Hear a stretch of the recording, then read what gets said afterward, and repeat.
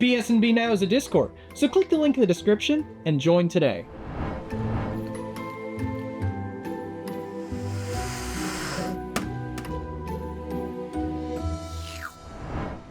Hello everybody, and welcome back to Swooning Over Stans, a Grunkle Stan dating game. How are we feeling about this one today? I'm ready, Freddy. You ready, Freddy? All I know is that Grunkle is getting a little close to us. It's getting kind of awkward. You know what I'm talking about? You prepared? Are you ready to be Stan and Ford today? Yeah, I guess. I had some warm up with Grandma from Murucales, or whatever the fuck it's called. Yes, I'm quite excited for today's episode of Smoglin on smog.com.smoglin. Schmlog my schmlog. This is Smoglin ridiculous. It's a schmoglian play on Pimp My Ride. Alright.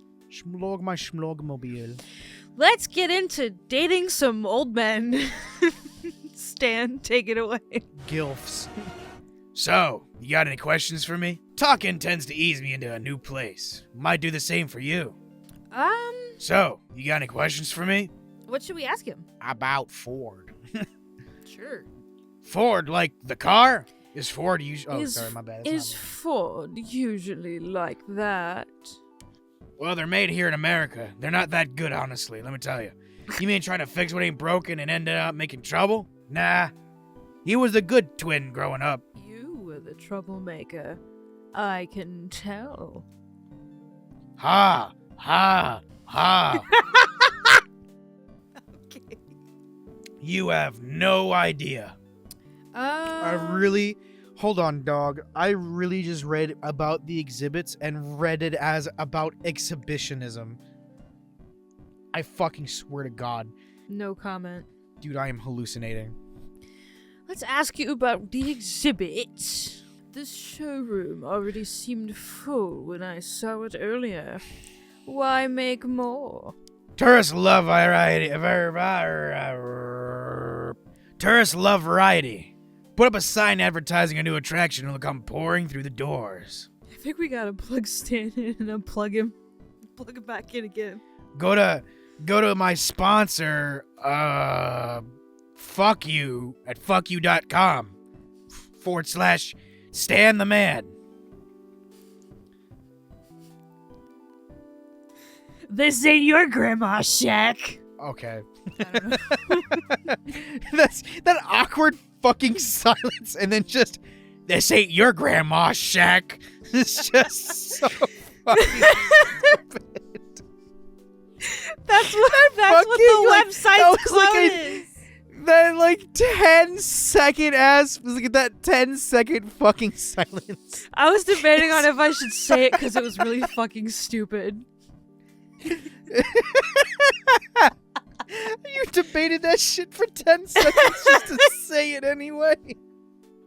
It just came out weird because we kind of moved on from that. It ain't your grandma, Shaq. Just imagine Stan just standing there, just, blah, blah, blah, blah, blah. This ain't your grandma, Shaq. The fucking awkward silence. That's my fucking point. It's like no one was seeing that coming. A healthy dose of prolonged eye contact. When I started this place, I didn't think I'd, like making these. It used to be just another thing that made money. And my voice cracked a little bit. Shit, my bad. Now I'm stuck with it. Guess 30-something years of routine will do that to a man. Stan sounds gruff, but it's a fond gruffness. Sixer says keeping familiar habits helps too, so I've kept it up. You think I could sell some of these as art pieces? Assume that was a rhetorical question. Sure. Silent another moment. Stan is See, this is the long, awkward silence. Prolonged eye contact. Prolonged eye contact. Prolonged eye contact. Stan is silent another moment and seems to answer his own question for himself because the conversation turns back to you. Let's ask you about you. So tell me about yourself. Ha! Nervously asterisk. Stan laughs nervously. What is this, a first date? Yes. Take me out to dinner first. Well, I'm Pines. Stan Pines. Imaginator, town darling, used to be proprietor of the Mystery Shack. He pauses and stays paused. You give him an expectant look that wants him to continue, and he clears his throat, nervous. What, you were serious? I don't, get this often. The longest I can get people to listen to me is when I'm selling them something, and even then, it's just tough luck. The last time someone listened to me, they tried to eat me. Can you believe that? I barely got much meat left on me. Are you sure about that? Are you sure about that? And keep going. You can't just end it there. Stan gives an uncertain smile, which becomes a full-on grin, and he laughs. This ain't your grandma, Shaq. This ain't your... This... When you... And you could... And... When... Yeah. I feel like that whole reply was what his face looks like right now. Yeah. And you could... And you... When... Me when... You... When... Yeah. Alright, I'll tell you. So you see... There's this irresistible thing called revenge. Creeper. Oh, man. Stan tells you a tale of a road trip, a mountain full of mummies, and a woman who is secretly a spider. You don't believe a word of it, but you find yourself enjoying it anyway. Stan knows how to hold his audience in a decent suspense, and he seems to light up whenever you laugh at the right parts, grinning along with you. Before today, you'd never even heard of a Mr. Mystery before, but now you feel like you're really seeing something special here, one-on-one with the man himself. Let's ask you about your past. Let's pry into that trauma, shall we? My brother's gay for a Dorito. You're really interested in me, huh? You're not wrong. Sorry, what? So what'd you say? I couldn't hear you. You're not wrong. You're really interested in me, huh? Or do you ask everyone these kind of questions? What are you, the FBI? The answer is yes to both. Maybe. I don't know. Everyone in Smoglia is like this. We all don't have any boundaries. Oh. Oh. Oh. Yeah. What do the two brain cells decide for Smorg today? You want to flip a coin for it? Sure. Actually, you know what? Why don't we go with this one? It's more interesting. Okay, go for it. I'm mainly interested in you.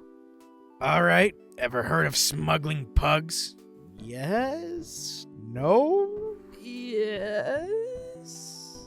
You're lying, because everyone in the business is Yeah. I think Stan is having a strong from that many pugs. You're lying, because everyone in the business is good at keeping secrets. Really good. So what am I telling you now? I'm out of the business. I don't care. This absolutely isn't so that if the authorities question you, you'll give false information that leads them off my trail. Right. Stan loads you up with false information that may or may not contain kernels of truth within them. It's surprisingly hard to tell whether the crazier parts are embellishment or the real deal. Stan tips his head back to get that final sip of pit. Then he sets his empty can down with an air of finality. Well, Schmorg, you did good for your first try. You feel like helping me around again sometime? Returning the favor on the car? Let me know. You nod, and Stan gets up to leave when you remember something. Wait, I still owe you that price of admission, right? For the tour earlier? Nah, don't worry about it. That's surprising. You like money.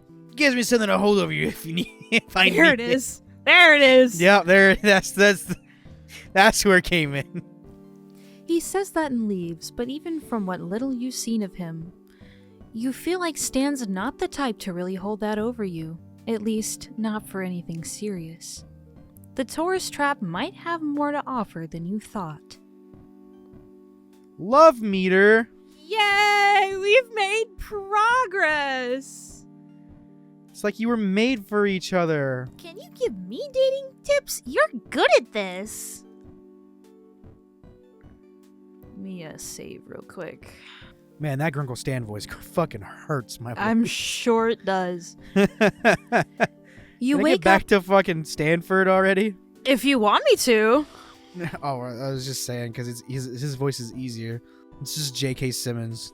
You wake up to a loud crash downstairs, not entirely uncommon in this house. You're quickly finding out, but still disconcerting. More clatters and thumps lead you to the kitchen, where Mabel teeters on a short stepladder in front of the pantry. Standing on her tiptoes, she reaches as high as she can for a small yellow box on top of the shelf. Pancake mix. Without a word, you go to her side and pluck the box from the shelf for her, placing it into her outstretched hand. Oh, Schmorg! Thank you! Grunkle Stan put it on the top shelf for some reason, but I need some Mabel cakes! It's a breakfast emergency!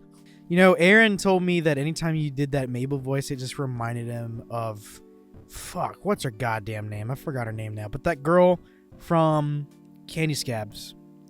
Yeah. Veronica? I know who you're talking about. Valencia? Whatever her fucking name is. Valerie, I think, right? Yes, it was Valerie. She waggles her free fingers in front of your face, and you can't help but laugh.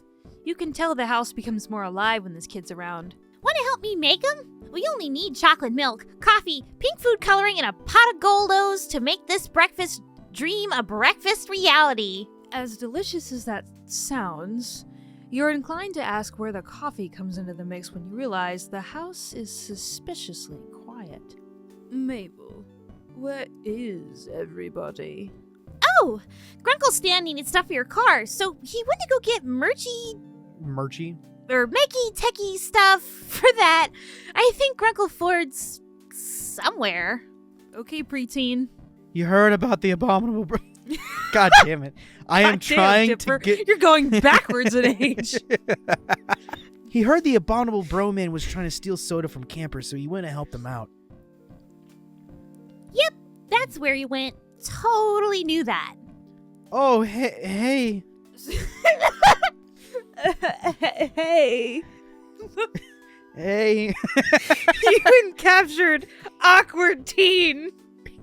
Yeah. That was That so was the perfect. point. That was so perfect. So they left you guys to make breakfast on your own.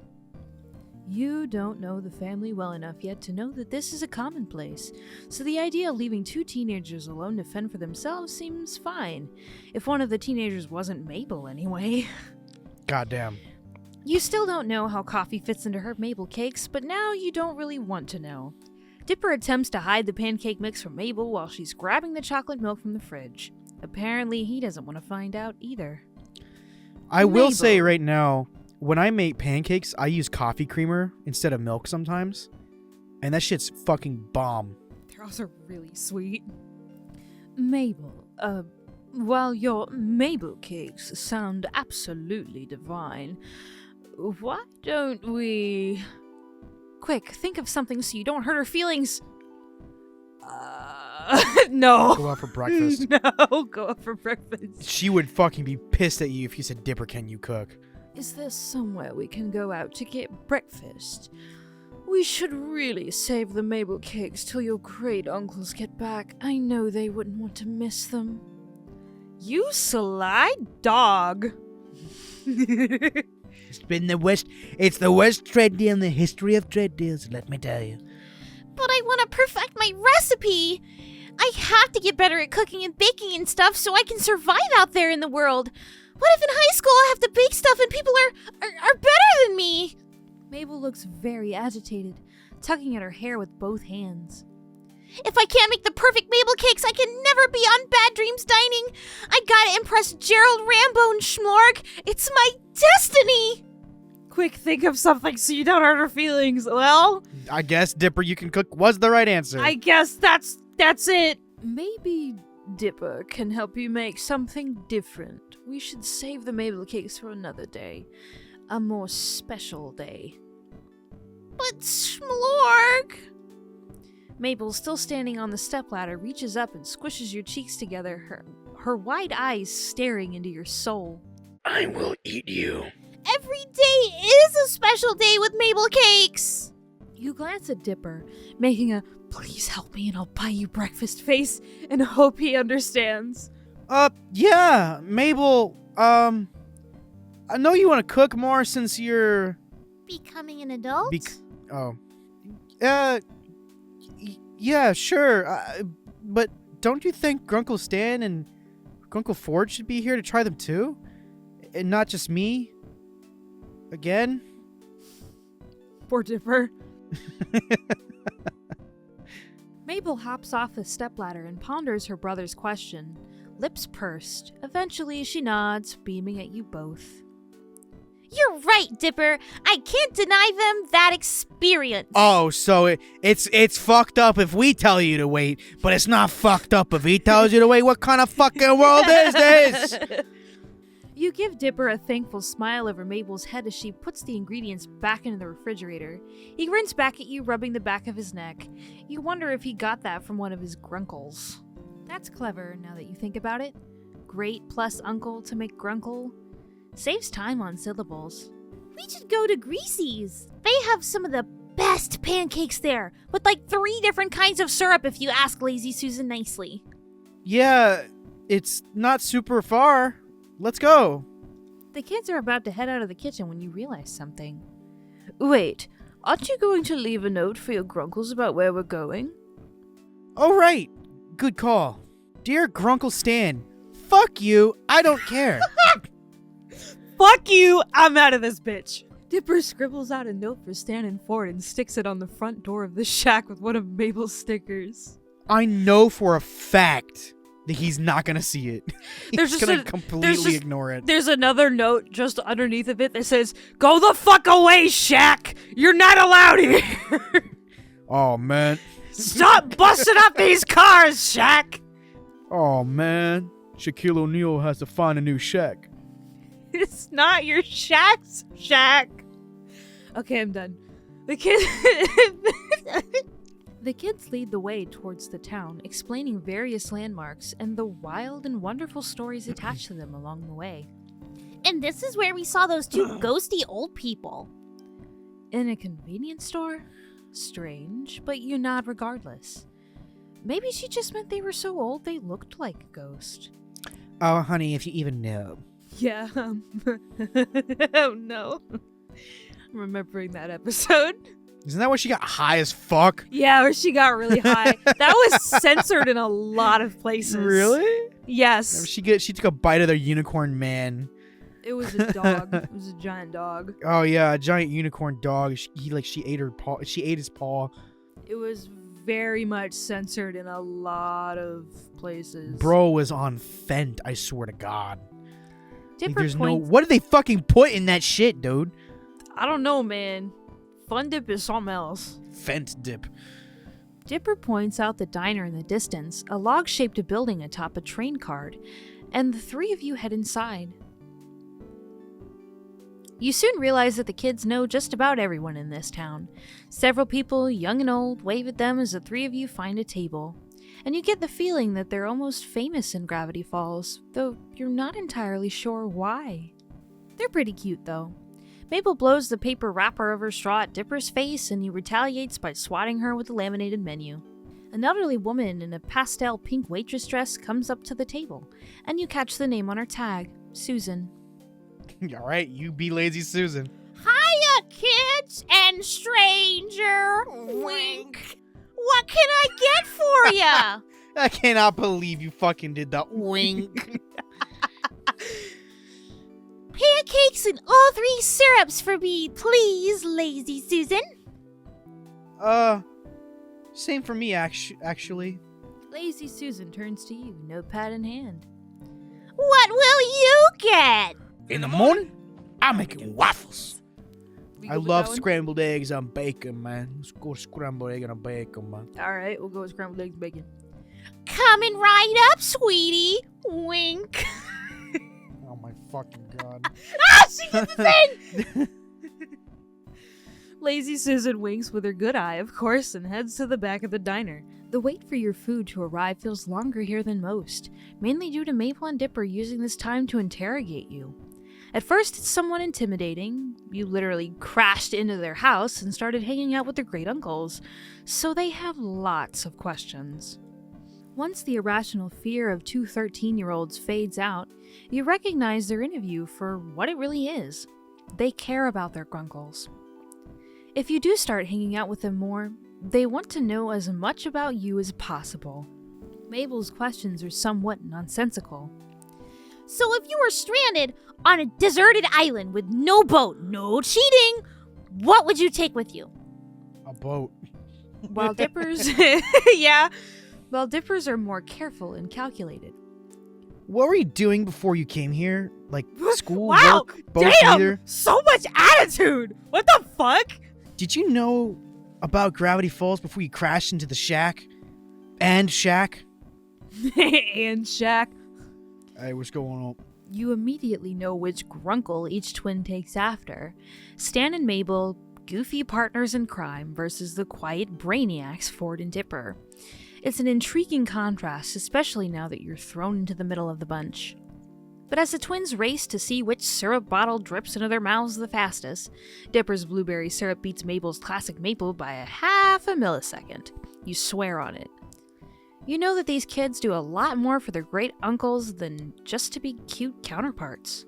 And here we go! Enjoy, kiddos! Let me know if you need anything else! Frank. Lazy Susan gives out the breast perspective. Wink! Lazy Susan gives out the respective plates, and the kids go quiet, shoveling down their food like they've never been fed before. Between mouthfuls, you get a few more questions about yourself and your theories on aliens versus which member of M Synchronize was your favorite, but the table is near silent as the three of you eat. That is, until Mabel speaks up through a mouthful of pancake. So, Smlorg, if in a totally made-up and not real situation, if you had to pick who your favorite was, who'd you pick? Grunkle Stan or Grunkle Ford? Damn. This seems too planned compared to with the other cutesy questions. Dipper elbows his sister not so subtly, and she elbows him right back, wide eyes staring at him in a sibling-linked look that you can't decipher. Like, say you're in a movie.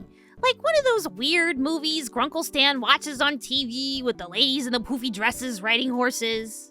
Awfully specific, but you let her continue, taking another bite of your food. You're the main character of this movie, and you got two guys who are both madly in love with you. This one doesn't mess around with getting right to the point, huh? But you could only marry one of them, so you could be the next in line for the throne. What would you do? If Grunkle Stan and Grunkle Ford were your choices, who would you go with? Mabel, that's kind of weird, isn't it? Like, really weird and kind of gross. Come on, Dipper, this is important information that's vital to my research. What research? None of your business, yet. But I'm still gathering other research. Mabel leans towards Dipper's ear to whisper, waggling her brow at you before she replies. In not a whisper, but quite the opposite. Research into how you're a huge nerd! And with that, Mabel catapults the spoonful of melted butter from atop her pancakes onto Dipper's cheek with a very satisfying splat. Dipper jerks in disgust, but retaliates by smearing strawberry syrup into Mabel's nose, a drop of stickiness plopping onto her sweater. Ew, gross! You're gross. There's no vitriol between the twins, but lots of giggles and a few more various food missiles. Eventually, syrup streaks Mabel's cheekbones and some of her hair, and Dipper has a small piece of pancake stuck to his face. You guys are dorks. Maybe you're right, but we're twins, so it's adorable. I guess you could call us adorkable. Yeah. Oh, if you say so, Mabel. Wait, quick, Smorg, take a picture of us while Dipper's got pancake on his face. I have what? He swipes quickly at his face and after several passes gets us off. Oh, I was trying to get more candid pictures of us. Mabel, you have syrup everywhere. Really? Ugh, then it would have been a perfect photo! Here, let me get it. Your hands are sticky enough. You get back up with napkin in hand and try to wipe some of the syrup off of Mabel's cheeks. The excess syrup wipes off easily, but a good portion doesn't budge. I mean, maybe syrup as makeup is the next new look. Just like in Smoglia, where we cover our faces in chocolate. That's one word for it, kid. Okay. We wondered where you went once we came back to a suspiciously quiet house. If it weren't for Dipper's note, we would have been worried. We also found the one about Shaq that's been suspiciously torn off the wall and placed up atop another beaten-up car. We saw a suspiciously Shaq-shaped person running around in the woods. Just barely visible. The bushes. Shaq's got his Is it own just page canon? in Ford's book. Is it just canon that like Shaquille O'Neal is just like running around in the fucking middle of the woods? Shaquille O'Neal is apparently Gravity Falls equivalent of Bigfoot. That's fucking crazy. He is very tall. He's very He's tall. fucking huge. That man is huge. Sixer would have been Sixer! worried. I tried to tell him. Long pause. Sixer would have been worried. I tried to tell him, you kids pull this kind of stuff all the time. Heading out unannounced, putting stress on your poor old Grunkle's heart, causing me to have heart disease. He puts a hand over his heart dramatically. All those missing hours of unpaid child labor. Actually, that note wasn't me. Well, I wrote it, but Schmorg's the one who said we should so that you'd know where we went. Both Ford and Stan turn to look at you, surprised. Really? Figure these two knuckleheads dragged you here. Why not make breakfast at home? This place is at least a 15-minute walk from the shack. And maybe a 2-minute walk from Shaquille O'Neal. Shaquille O'Neal's lurking everywhere, around He's every like corner. in the window. He's like, his face is pushed up against the window. He's got hands on the other side. I see you got pancakes breathing in there. heavily. Breathing. I see you got pancakes in there. Can I have some of that? It's cold out here. I fucking can't, dude. Well. You glance at Dipper, swiping his fingers across Maple's cheek and licking the blueberry syrup off. Maple has a pancake in her mouth, chewing on it like a grazing sheep. I wanted to treat them to something, I guess. It's the least I could do. You're letting me stay with you and fixing my car. I thought since you were gone, I'd take these two out for a change. Also, Mabel was gonna make Mabel cakes again. You're just mad you can't even make toast right. Yes, I can. I burned it one time. One time. Dipper holds his syrup-tipped finger in the air, indignant. Well, Mabel wanted you guys to enjoy her Mabel cakes too, and since there wasn't much food, I figured I'd take them out. Can I have some Mabel cakes too? No, Shaq! Shaquille Go away, O'Neal whispers from the other side beautiful, of the tall man! We don't need you eating all our tall man. Man, look at those arms. They're huge. Oh. Can Make I it come pop in? It's like a really grape. cold out here. Man, I just want to get some pancakes. Shaq just walks off sad. Yeah, head hanging low, like he just farther, like the single tear drops down his face as he stops. It's fucking crazy. Oh my god. Dude, I fucking wish somebody could animate this. It's so funny. Ford asks Mabel about her creation, wondering how much extra caffeine one could gain from adding an instant coffee to the concoction. But Stan stays quiet. You catch him out of the corner of your eye.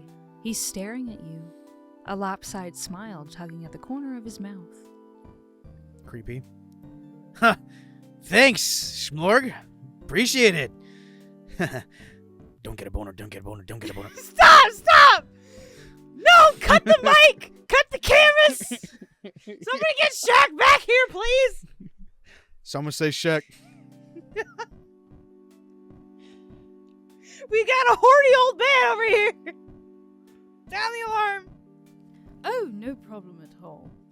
You smile warmly at Stan despite the heat spreading over your cheeks, but he's rubbing the back of his neck, looking down to his feet. Mabel throws a theatrical wink your way. You're not sure why. Well, kid, if you're paying, scoot over, Dipper. I want breakfast, too. Can Shaq have some? Go away, Shaq. You're not invited. No, Shaq, for the 15th goddamn time. No! Bad, Shaq! Bad! Like squirting water at him. Man. He's like swinging the newspaper. Oh man, just walks away. Stanley, it's at least 12:30 now. Grunkle Ford, that means it's time for brunch. Duh. See, this kid gets me. Now let me in so I can get some grub. Dipper moves to your side of the booth as Stan sits next to Mabel and Ford sits at Dipper's side. Lazy Susan comes back and takes orders for another round of food and drinks for everyone, including Mabel, who decided she wants more pancakes. You're starting to regret offering to pay, but as Stan and Mabel try their hand at the syrup drip race with Dipper cheering them on and Ford watching with a wide grin on his face, you know you don't really mind that much. I can't wait to get these two old men. Over the next few days, you continue to help out around the Mystery Shack.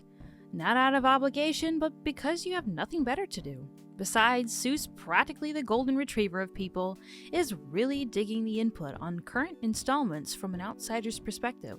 Bless his soul. Hey, Toads, it's Miss Sus. Bless his soul, the guy even offered you a job if you end up stranded here forever, dude. Oh, hold on. I ended up stranded here forever, dude. There you go. And need to make a life for yourself. Stan nearly choked on his ice pop as he overheard. Thinking about it now, the relationship between Seuss and Stan is unexpected. If not a little odd, but it makes you smile that no matter how many times Stan may roll his eyes as he does it, he'll always help Seuss get something done just right. Hey, Toads, there's this big guy outside. He won't leave me alone. Get out of here, Shaq! Stop! I don't know what he's doing. He's like throwing it back. He's eating another hot wing! Showered and dressed, you go outside as per usual, but don't see anyone. After a few minutes of search, you find Stan standing with his back to you in one of the exhibit rooms, admiring the weird and wonderful animal amalgamates he's collected for his tourist trap, hand at his chin in thought. Am I interrupting something important between you and the gooseurky? Stan turns at the sound of your voice, smiling. Nope. You need something? You have any plans tonight? Forward as fuck. Damn! Okay, Smlorg! You go, boo! He mulls your question over for a few moments, giving you an assessing look up and down. He is checking you out. I've got a couple errands to run. Why? You want to tag along? Whoa! No. I'm scared. Schmlogly is sexual, okay? Smorg is literally two people inside their brain. What? Dude, we are literally two people inside of Smorg's brain. We are their two brain cells. Alright, our choices are sure sounds fun. I kinda wanna go see Ford, I'm not gonna lie. Only if you need a partner in crime, depends on what errands you've got in mind, and actually I'm going to go see what Ford's up to today. You really want to go with that one? I kinda wanna see what Ford's up to. I'm kinda tired of doing the Grunkle Stan voice. It's hard in my voice. Okay, we'll go see what he's up to today. He's in the house pacing around looking for some recipe of his. Says it's got some kind of giant bug spray. Right. I remember. I'll go take a look at that. You're not really sure where you're looking, but you somehow find Ford anyway, just as he's exiting the house. Schmorg, if you're here to talk, I don't have the time. I have to get out of here before sunset. Or I have to get out there before sunset. I have to get out of here. Shaq's coming back! No! Shaquille O'Neal's coming. Like you can see him he's spreading the bushes. You can see his eyes, and he slowly closes the bushes as he goes away. I was Like a picturing him predator in slowly the- sliding back into the bush like Homer Simpson. He's like a predator stalking his prey. Are you still working on that repellent? Yeah, I'm trying to make this like Shaq repellent. Shaq is what Yes. the bug spray's for. Yes, I spent all of last night searching my study for the recipe, only to remember I moved it to... Well, that doesn't matter. Do you need a hand with that? I have the time. Ford gives you a long, thoughtful look and hums to himself. Actually, yes. I think this will be perfect. I've been meaning to tell you about the aspect of this town anyway. Oh boy. Before we begin, I suppose I should give you an introduction. Schmorg, tell me, do you believe in the supernatural? I am the supernatural. I am literally 2 kobolds in a trench coat. Yes. Well, you're about to come face to face with the unexplainable yourself. I am the unexplainable. Because I'm 2 kobolds in a trench coat. I'm unexplainable because neither of my parents wanted me. Damn. You see, Gravity Falls isn't some quiet, unassuming backwater town. Much more lurks below its surface. For example, you must have heard Mabel mention a pterodactyl. Most would say none exist in the living world today. But I say, not if you know where to look. And I'll prove it as soon as we get on our way. Just as you're about to head out, he stops and smacks his hand to his face. Oh, shoot. 1 second. Take the shot. No, no, no! Ford hurries back to the house, realizing he forgot one important component to his adventure. A butterfly net. To catch Shaq with. It's like a really tiny butterfly net. It's like child's one you get from the dollar store. Yeah, it's like it only fits over his pinky, and he's like, "Oh man, I've been caught." This is your last straw, Shaq. No more beating up cars and stealing pancakes from civilians. Shaq just takes it off his finger and runs away very awkwardly. He just takes it off really slowly and just kind of backs away. He skitters away like a fucking rat. What the fuck? On all Gets on all fours. fours? That's crazy, dude. That's fucking He skitters crazy. backwards into No the fucking way. bushes like a rat. Oh my god. That's fucked up, dude. Holy shit. I don't even know how to picture that. I can't picture that. I am. It's fucking awesome. Jesus Christ. Oh, it was fucking great. Like stick bug pose, I guess would be the best way to describe it. He's like a crab. Yes! So it's like, oh my Yes! god. And he skitters backwards into the trees. So stupid.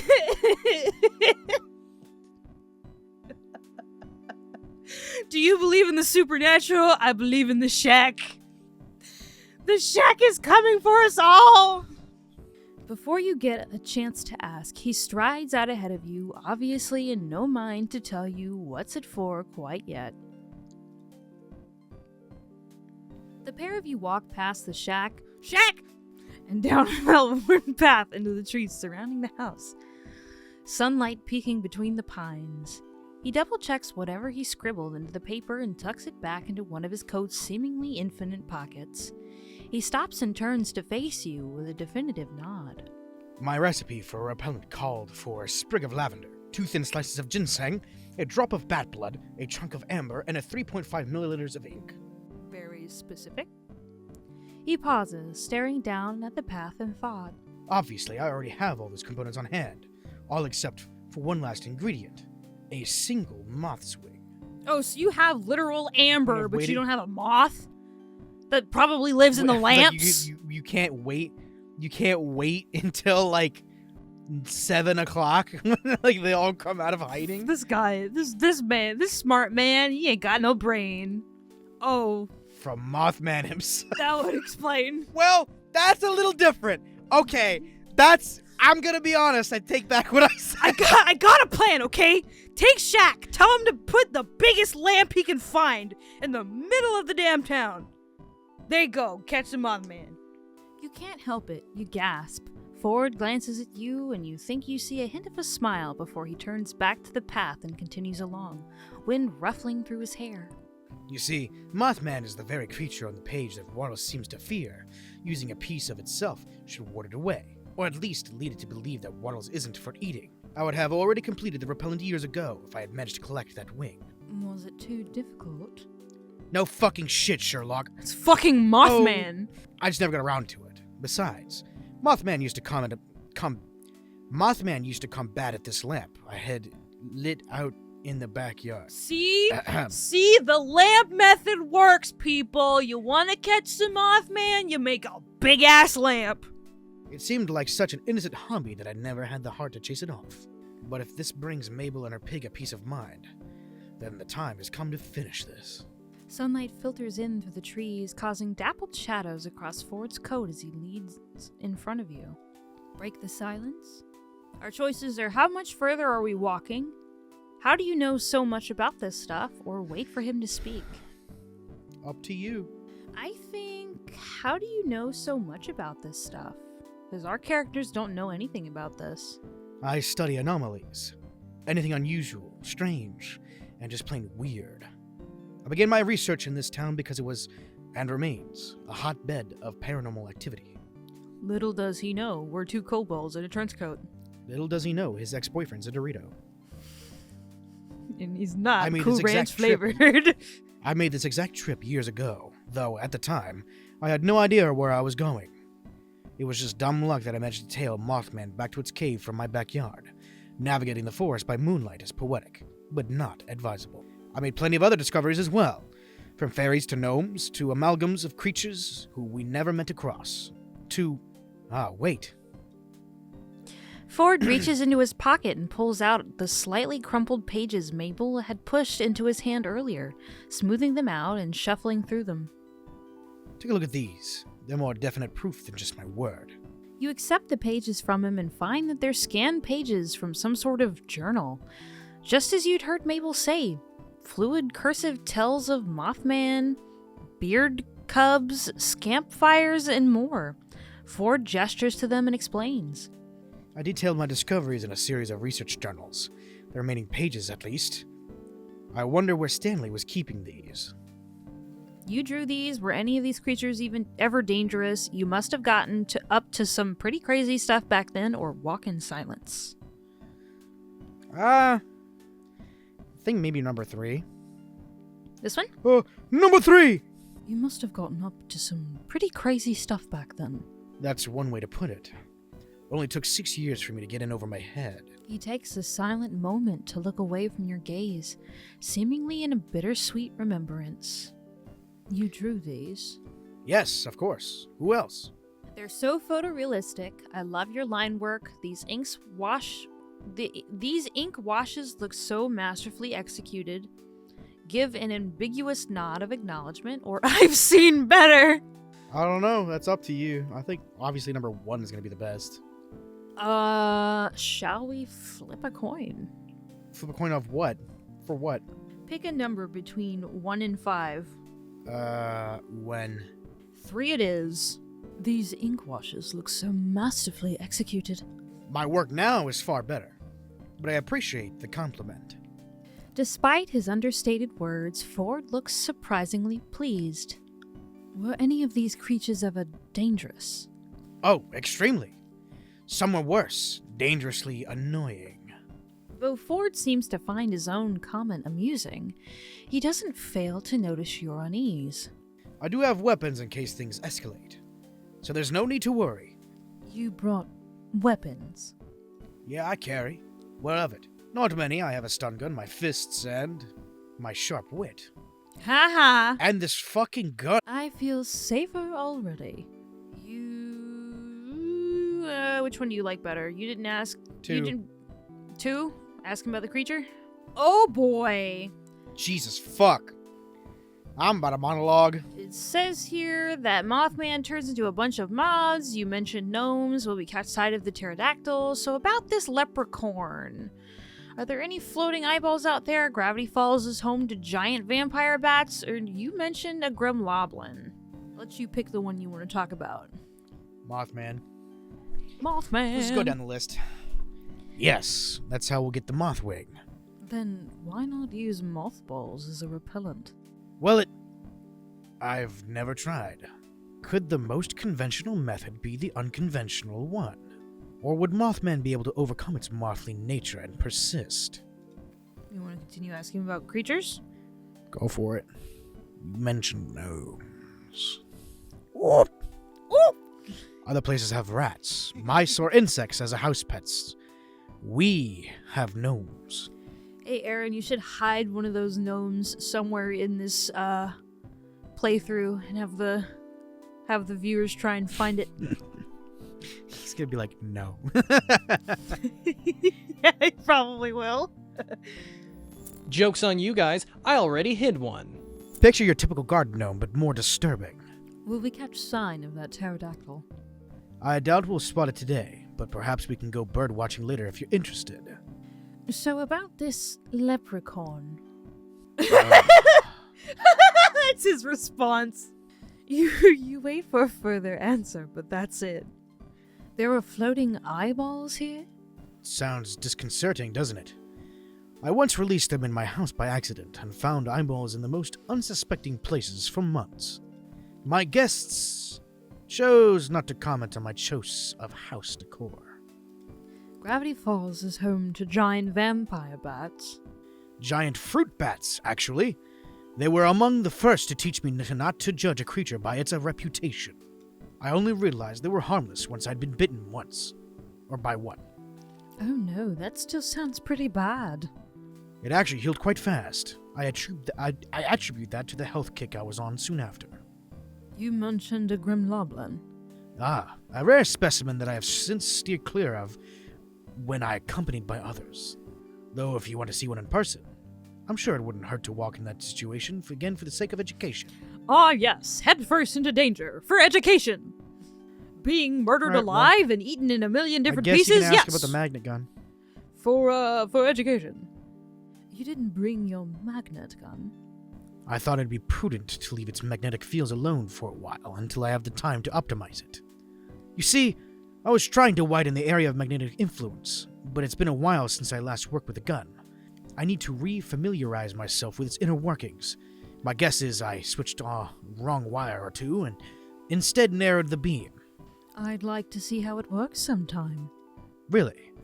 You know, if you're interested in devices like that, my old research colleague Fiddleford would have even more to show you. He's the engineering genius around here. That's everything. Welk in silence.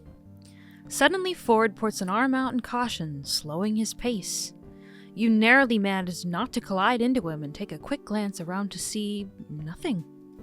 Look, there. You see what looks like a bundled up plaid shirt moving along the florist's floor. Wait, is that a beaver tail? It looks like it's Shaq! It's Shaquille O'Neal. A platypus. Ah. Benny the platypus. I get it, platypus. Ha ha, very funny. What are you doing all the way out here? Don't you mean a platypus? Ford shakes his head with a grin. I meant what I said. It's a platypus. A platypus. Ford moves into a crouch, but stays at a respectable distance, following the small creature. You watch him, and after a moment, mimic his actions. Ford giving the creature a bright smile, the first of its kind that you've seen since leaving Mabel at the shack. You're a cute one, aren't you? And in one of my favorite patterns, too. Oh, Shaq, you're so cute. It's just Shaq in a fucking Harry the Platypus costume. Platypus costume. Oh, man. Ford motions for you to move forward a little more to the distance he's maintaining. If I were to rate the oddities that live in this forest on a scale of the least to most annoying, these little guys would get immunity. They have done nothing wrong, and I appreciate them for that.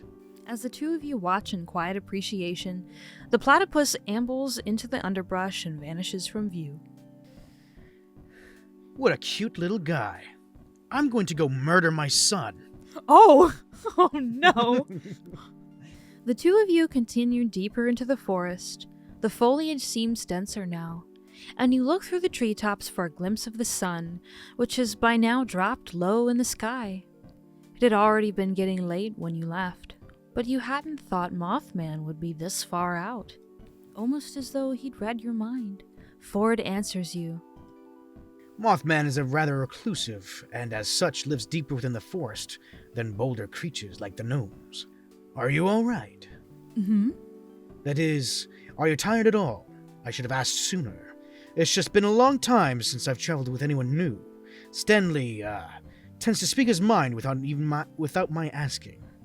Alright, our options are I'm tired, that was a long walk, I'm worried about getting stuck out here all night, or I'm fine, really. I feel like Up this to one you. would continue it. Yeah, that's fine. I'm fine, really. I'm glad to hear it. Still, we still have some time until sunset. Let's wait here in the meantime. Your call. You mentioned traveling with Stan. Is this what you do for fun, or why wait until sunset? Sure, let's do it top to bottom. I suppose it wouldn't do any harm to tell you. He says that, but the tone of his voice says he's been dying to tell someone for months. I've been sailing with Stanley around the world, chasing after hotspots of anomalous activity. He seemed to view it as a vacation, but I saw it as a chance to pick back up on some serious research. I've been rather eager to break the news of what we've found in the world, but I must first organize my findings. And if I'm honest, I still need some time to get back in the swing of things. Must be strange to come back after traveling for so long, More than you know. Yeah. Ford laughs, shaking his head. Behind his glasses, his eyes are downcast, almost sad. You want to ask, but decide to stay silent. But the moment the sun touches the horizon through the gaps in the treetops, Ford gestures for the two of you to continue. You hadn't noticed, but you'd been resting within short distance of a small clearing that holds a cylindrical stone marker. The stone marker bears intricate swirls carved into its surface. Ford reaches into his coat and produces the packet of gum from earlier, opening it and dumping the pieces out into his palm. Gum? Gum. Hey, Dum-Dum, you got gum? Sure, thanks. Unsure of why you came all the way out here to unwrap gum at sunset, you accept a stick of gum. Ford puts the remaining gum in his coat breast pocket. He unwraps the now empty gum packet to reveal that it was hiding a small piece of parchment, folded up to act as lining. He smooths it out against the stone, holding it under the deep orange-red light of the sunset. You step closer to look over Ford's shoulder. The parchment holds a detailed drawing of the swirls carved into the stone, documenting every crack on the surface. As you watch, a golden cursive unfolds itself across the page, seemingly fueled by the sunset's warm light. Ford reads the words as they appear. Such a place the Mothman doth rest. But please do not disturb his nest. If kindness be something thou bereft. Ford lifts the parchment a little higher to prevent his shadow from obscuring the rest of the line. Follow thy nature and turn left. I think we turn left. Wait. Alright, never mind. I was gonna say, well, if it says if you don't want to bother his nest, then turn left, but I think so, Shmlorg. We press onward. Left leads you into a dimly lit cave, which Ford says he remembers well. Except last time he was here, it was pitch black since he had arrived in the middle of the night. From its depths you hear the faint sound of dripping water, echoing off the cave's shadow-shrouded walls. You slow as your eyes attempt to adjust to the low light. Ford pauses in front of you, reaching into his coat for something. Hold on. I have a flashlight in here somewhere. This cave has never received much natural light, you see, and... He rummages further and you see a couple dice, the pad of paper from earlier, and a quill. He has some custom pocket work going on in there too, and you bet one of his coat's inner pockets has a pen protector in it. Here we are. At last. Allow me to... Darn. Out of batteries. So prepared, are you? Wait, I think I have one. I have this Schmlog light. I have this Schmog battery. It powers off of Schmoglian dollars, which are made of chocolate, by the way. Special Schmoglian chocolate. You pull out your phone and turn on its flashlight. The light is small, but it does the job. Huh, you've saved our hides there, Schmorg. I was about to pull out a matchbook. With your light guiding the way, you and Ford move further into the cave, which yawns wide around you. It isn't until the silver of natural light from the entrance disappears that Ford speaks again. It's been years since I've been here. Decades, even, at this point. But I'll always remember the eye bats as one of my first discoveries when I arrived at Gravity Falls. How did you find them in the first place? One got in my house, you see. I was making breakfast one morning, and one managed to find my cereal box. When I poured the cereal into the bowl, it came fluttering out, agitated, like it belonged there. The nerve. Those damn eye bats! He still sounds so indignant even years later that you laugh. I wanted to contain it for further study, but unfortunately I managed to get away. As I thought about it afterwards, its pupil had constricted against the light, unfamiliar of the bright light in the kitchen. So either it's nocturnal, or it lives in the deepest, darkest cave in Gravity Falls. I found them easily after that. Did you manage to catch one? Somewhat. I came running through this cave with a butterfly net in my wits. I brought a working flashlight that time. They all hid in the dark corners. Once I turned the flashlight off, they flocked to me. I caught 18 of them that day, but it reminded me of the stealth uses of... The rapid sound of clicking claws against stones startles you, a shiver running up your spine. the dark. You turn off your light. Ford taps your shoulder and gestures for you to keep moving forward. Eventually, the narrow passage widens into a large room. The darkness shrouds the source of dripping water from your view. But as your eyes adjust, you squint to see a strange, winged shadow. A shadow with eyes that glow red in near darkness like rubies. Your breath catches in your throat as the realization comes over you. Ford is apparently fairly close to you in the room. You find when he speaks a few inches from your shoulder, you catch the shadow of his arm swing out in a wide arc, like he's introducing you to. Schmorg, I'd like you to meet the Mothman. He whispers. But even in the dark, you see him grinning excitedly at you. Ford looks between you and the Mothman, apparently hoping for a dramatic reaction. Your speechlessness seems to satisfy him. Don't worry, it hasn't noticed us yet. Here's the plan. You make contact with Mothman, and I... He pulls out a butterfly net in a large lidded jar. Now, where that one came from within his coat of mysteries is lost to you.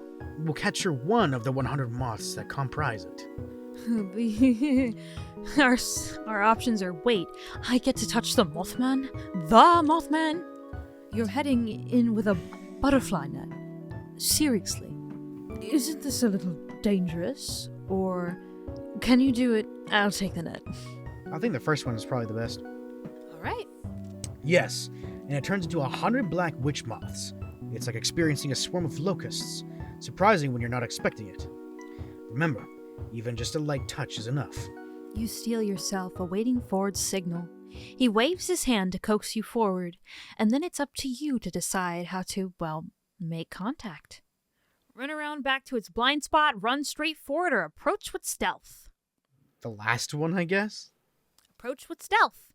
You tiptoe towards the Mothman, remembering Ford's comment on the dark and trying to channel your inner stealth skills. Of course, that's the moment your phone decides to start blasting Taking Over Midnight by Anne Sandra. You're confused before remembering that Mabel added her number to your contacts and must have made that her custom ringtone. Mothman turns at the noise and screeches, but before you can barrel into it, the creature explodes into 100 moths, fluttering all around you, getting stuck in your shirt and skittering around your face and surrounding you in mothy hell. Your task accomplished. Ford rushes into the large swarm of moths, waving in the butterfly net with a few unsuccessful swipes. He tries swatting the more aggressive ones away, but there are too many. Use the phone's light to attract them towards you and run away from Ford, or run up to Ford and start swatting at those monsters with your bare hands. Probably the light. You grab your phone and quickly switch the light on, running to Ford's side and holding it up high. You even attempt to call them over, despite knowing they don't respond to sound. Before long, they all crowd around the phone. The sight of the light flickering and reflecting off so many small wings would be somewhat captivating if you hadn't just been in the midst of them. Ford puts the butterfly net back away and a jar in hand carefully scoops one of the moths up. Well, that could have gone better, but we succeeded nonetheless. As Ford pockets the jar, you turn off the light. With no light and no threat to focus on, the cloud disperses. That was amazing! Ford laughs, brushing dust and dirt off his trench coat. You could say that. Our completed repellent is within sight. Let's head back. Ford turns to leave the cave. He looks calm and content. You, on the other hand, are buzzing with energy under adrenaline rush. Should you go for a high five? High 6, but yeah. Yeah, sure.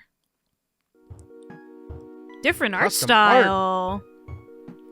You raise your hand in a universally understood offer of a high five.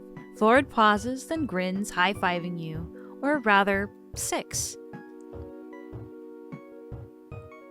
When you and Ford finally reach the cave entrance, you find the forest that you'd left in the dying light is now awash and with a silvery glow. A gap between the leaves overhead provides a view of the night sky, along with long strings of stars. A few more steps and the Milky Way comes into view, looking as if a tear across the fabric of the I sky. think it was a tear, but yeah. Ford notices you. Fuck you. Ford notices you looking. See something? The pterodactyl doesn't come out usually this late. But being a perihistoric creature, its behavior is rather unpredictable. I've never seen the Milky Way in person before. It looks amazing. Isn't it? It's remarkable what you can see without light pollution from the city. Here on the outskirts of town, you can see a good portion of the Milky Way every night. He gazes up into the night sky. A whole year has passed, yet it still feels strange to see a sky I recognize. What? Oh, traveling, you know. I was in a different part of the world. You both stare up at the sky in a comfortable silence for a few more moments. The quiet of the forest settles in, along with a distant sound of flowing water. And you find yourself surprisingly glad that Ford had accidentally pulled you here, if this is one of the moments you get to experience. Out of the corner of your eye, you swear you see Ford looking at you instead of up, but when you tilt your head back down to his attention is elsewhere. Eventually, the two of you come to a wordless mutual agreement to continue on, and you're walking again. You'll have to show me the other creatures that live here sometime. You're glad you said so when you look over and find that Ford looks pleasantly surprised to hear it. His chest puffs out with pride. Of course. Maybe we'll even get to spot the hide behind, or tag along with Dipper when he next visits the multi-bear. The what?